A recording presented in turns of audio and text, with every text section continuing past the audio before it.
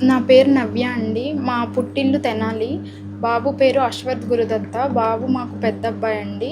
బాబుకి డుషెన్ muscular dystrophy అని ఒక అరుదైన కండరాల వ్యాధి ఉంది. అది జన్యుపరమైనది.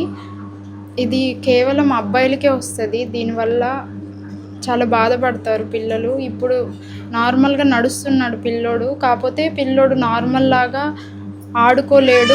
మెట్లు కూడా సపోర్ట్‌తోనే ఎక్కుతాడు. అది స్టెరాయిడ్ వాడుతున్నప్పటి నుండి మెట్లు ఎక్కడం స్టార్ట్ చేశాడు సపోర్ట్‌తో. ఎక్కువ కూడా ఎక్కలేడు. ఒక 1 ఫ్లోర్ కంటే ఎక్కువ ఎక్కలేడు. ఏదన్నా వింటర్ సీజన్ వచ్చినా గానీ, ఏదన్నా జలుబు చేసినా గానీ బాబు బాగా ఇబ్బంది పడిపోతాడు.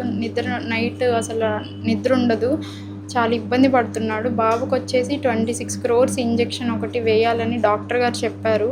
అది 4, 5 సంవత్సరాల లోపు బాబుకెయ్యాలి. బాబుకి ఇప్పుడు 3 సంవత్సరాలు 8 నెలలు.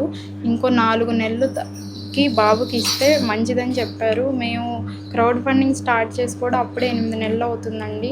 కానీ అంత అమౌంట్ రాలేదు. 26 క్రోర్స్ అంటే ఇది ప్రభుత్వము, ప్రజలు అందరూ కలిసి తలుచుకుంటే ఖచ్చితంగా బాబుని ఎలాగోలా కాపాడతారు.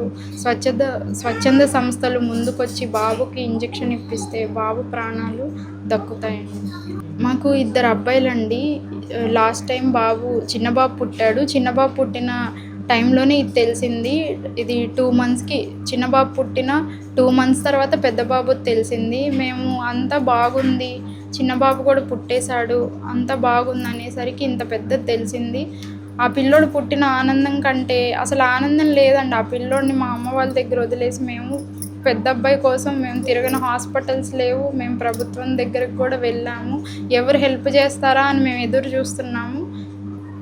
చాలా ఇబ్బంది పడుతున్నామండి. బాబు విషయం తెలిసి స్వచ్ఛంద సంస్థలు, ప్రజలు, ప్రభుత్వము